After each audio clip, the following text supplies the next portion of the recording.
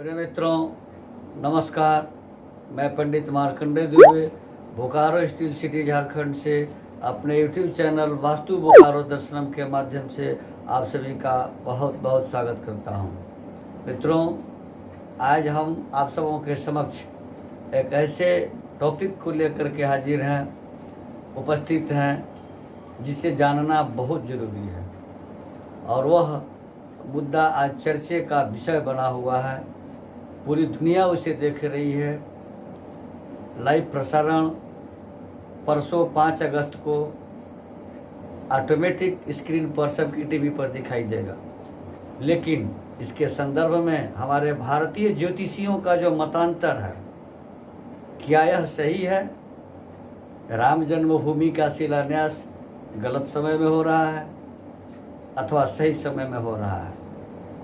नक्षत्र, तिथि और महीना, दिन, क्या ये सही हैं मंदिर निर्माण के लिए अथवा गलत हैं?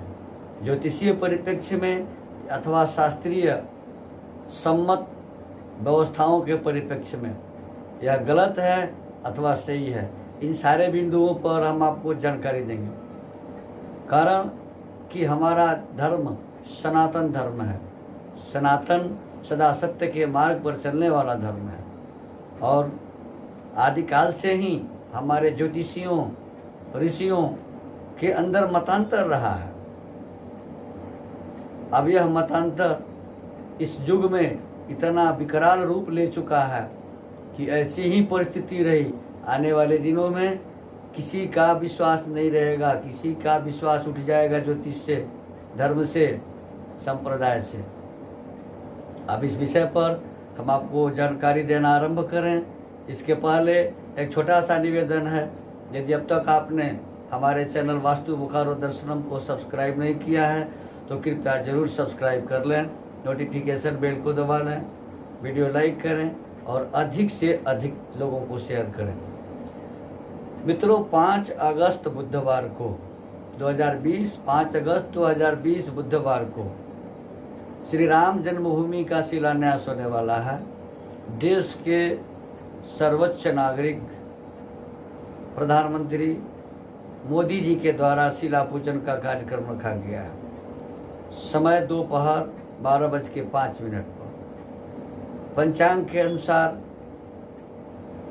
जो 12:05 का समय है, उस समय तुला लग्न होगा, अभिजीत मुहूर्त रहेगा।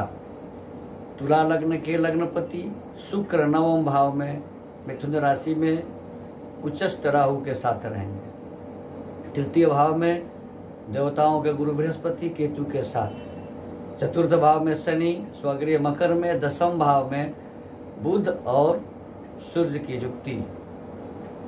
मंगल मीन राशि में 6ठे भाव में है। 5वें भाव में कुंभ के चंद्रमा पाप कर्तरी योग में है। ये पंचांग की स्थिति है। तिथि है भाद्रपद कृष्ण मास की द्वितीया तिथि। नक्षत्र उस समय शतभिषा रहेगा, जो राहु का नक्षत्र है, और मध्याह्न काल दोपहर में 12 बजे से 1:30 तक राहु काल भी रहता है। अब इस आशय को स्पष्ट करना जरूरी है कि क्या यह शास्त्रीय विधि से सही मुहूर्त है? तो एक शब्द में कह देना है कि जी नहीं, शास्त्र सम्मत नहीं है। फिर भी यह सही कैसे है, इसके पक्ष में हम आपको प्रमाण देंगे।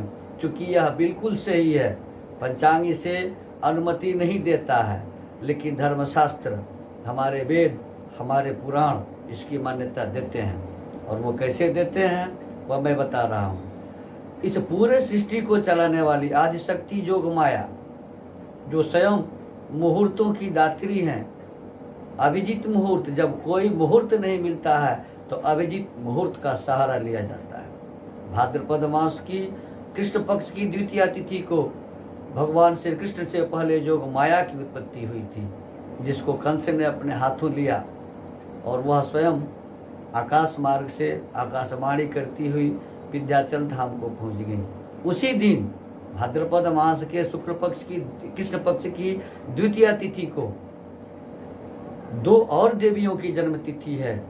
वो भीमचंडी देवी और माँ विंध्यवासिनी की जन्म तिथि है, जहाँ स्वयं तिथियों की अधिष्ठात्री, मुहूर्तों की दात्री का जन्म है, वहाँ यह कुयोग कैसे लगेगा? बात आती है शास्त्रों पर, पुराणों पर। रामायण, रामचरितमानस महापुराण है।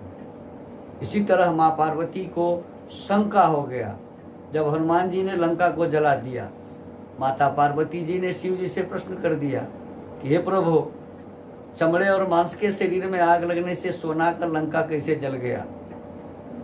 भगवान शिव मुस्कुराते हुए जवाब दिए कि हे पार्वती, तेहि कर दूत अनल देहि सिरजा, जरा नसो तेहि कारण गिरजा। हे पार्वती, ये उन्हीं का दूत है जिन्होंने आग को बनाया है, तो वो कैसे जलेगा?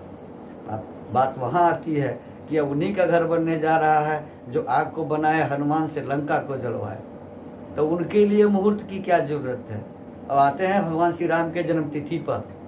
श्री राम की जन्म तिथि चैत्र मास शुक्ल पक्ष की 9वीं तिथि है और 9वीं को रिक्ता तिथि की संज्ञा दी गई है। इसे शुभ नहीं माना जाता है, लेकिन हमारे ऋषियों, मनीषियों और प्राचीन शास्त्रकारों में भी मतांतर रहा है, आज भी मतांतर है।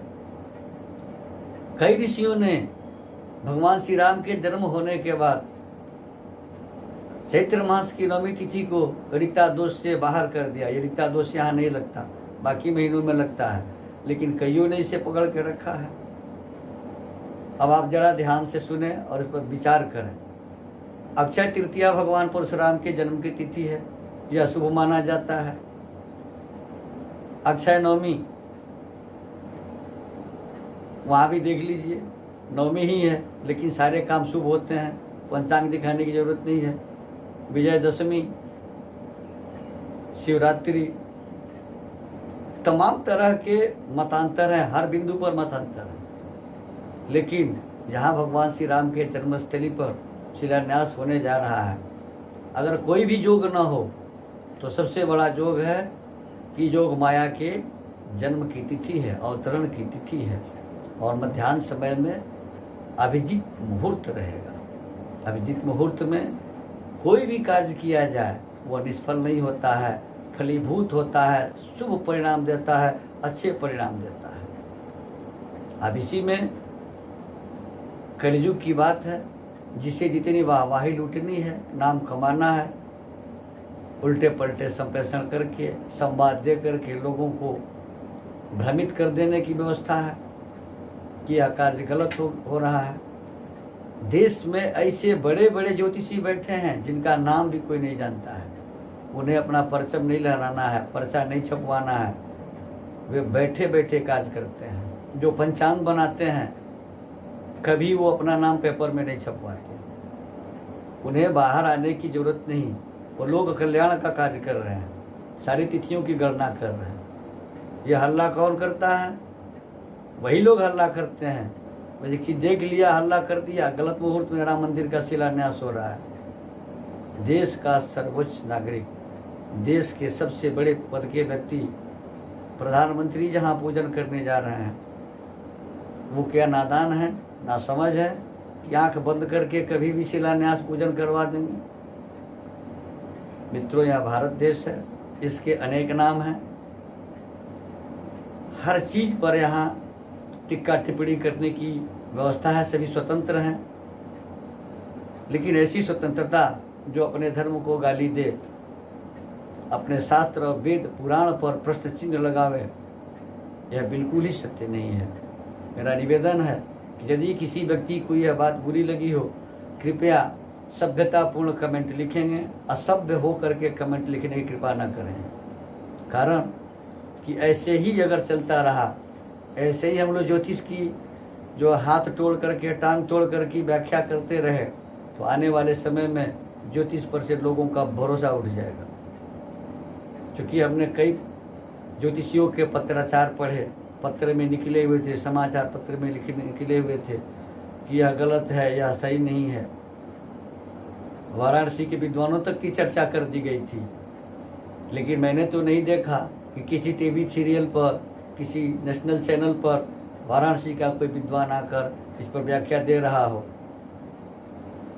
तो जब नारायण के ही घर की व्यवस्था बन रही है, जो स्वयं मुहूर्त के दाता है, मुहूर्त के निर्माता हैं, सृष्टि के संचालक हैं, उनके घर बनने पर प्रश्न चिन्ह सही नहीं है, प्रश्न उठाना गलत है।